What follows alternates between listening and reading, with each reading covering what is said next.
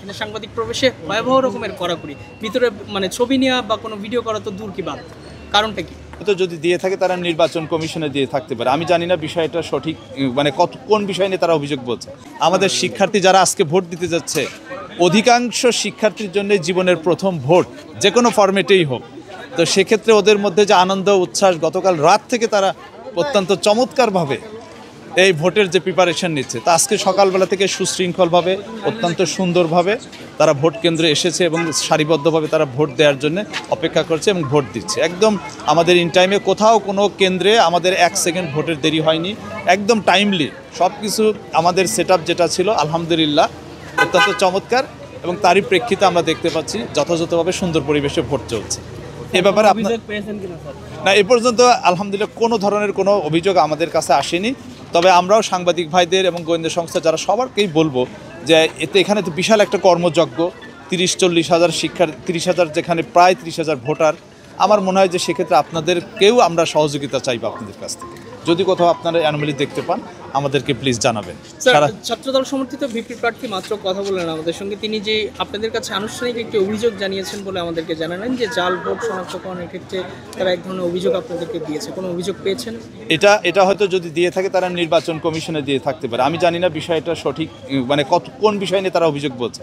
আমি যতদূর জানতাম সেটা হচ্ছে ওনারা হচ্ছে যারা মুখ ডিটেকশন, ফেস ডিটেকশন, যে প্রপারলি যেন ফেস ডিটেকশন হয়। কোনো নারী শিক্ষার্থী যদি মানে ফেস না দেখাতে চান, যেন আমাদের নারী প্রভোস্ট, নারী রিটার্নিং কর্মকর্তা, নারী পোলিং অফিসার সব জায়গায় থাকবেন, ওনাদেরকে দিয়ে চেক করার ফলেই আমার মনে হয় এটা ভেরি সিম্পল।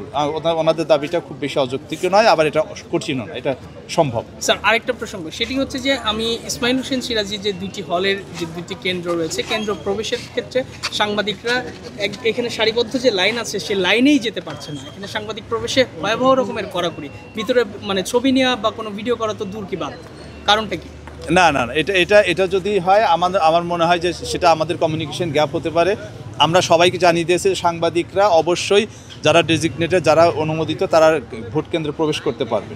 হ্যাঁ, সময় নিয়ে একটা আছে যে 5-7 মিনিট ওনারা অবস্থান করবে ম্যাক্সিমাম, যেন আমাদের ভোটারদের জন্য কোনো অসুবিধা না হয়। আমার ধারণা এটা না বললেও আমাদের সাংবাদিক ভাইরা বুঝতে পারবেন যে কোথায় অসুবিধা হবে, কোথায় হবে। স্যার আমরা তো সেটা জানি, কিন্তু আমাদেরকে তো ভিতরে প্রবেশই করতে দিচ্ছে না। এটা তো তাহলে আমরা কিভাবে সংবাদ সংগ্রহ করব? আচ্ছা, এটা আমার কাছে সঙ্গে সঙ্গে যখন আমার কাছে ফোন করে জানতে চেয়েছে, আমি বলেছি না সাংবাদিকরা এখানে ঢুকবে। আশা করি যদি এই ঘটনা ঘটে থাকে, আমরা দুঃখ প্রকাশ করছি, আপনারা নির্বিঘ্নে মানে নির্বাধায় আপনারা। স্যার আমাদের কাছে যে নির্বাচন কমিশনের যে নির্দেশনা আছে, সেই নির্দেশনায় আছে ভিতরে প্রবেশ করে মানে ওই কক্ষে সরাসরি লাইভ করা যাবে না, দূর থেকে বা যতটুকু নিরাপদ দূরত্ব থেকে করা যাবে। কিন্তু ছবি নেওয়ার ক্ষেত্রে বা ভিডিও করার ক্ষেত্রে কোনো অসুবিধা নাই। কিন্তু ওনারা কোনো ধরনের কোনো কিছুই শুনতেছেন না। শুধুমাত্র এই কেন্দ্র না, অন্যান্য কেন্দ্রগুলোতে আমরা বাধাপ্রাপ্ত হচ্ছি।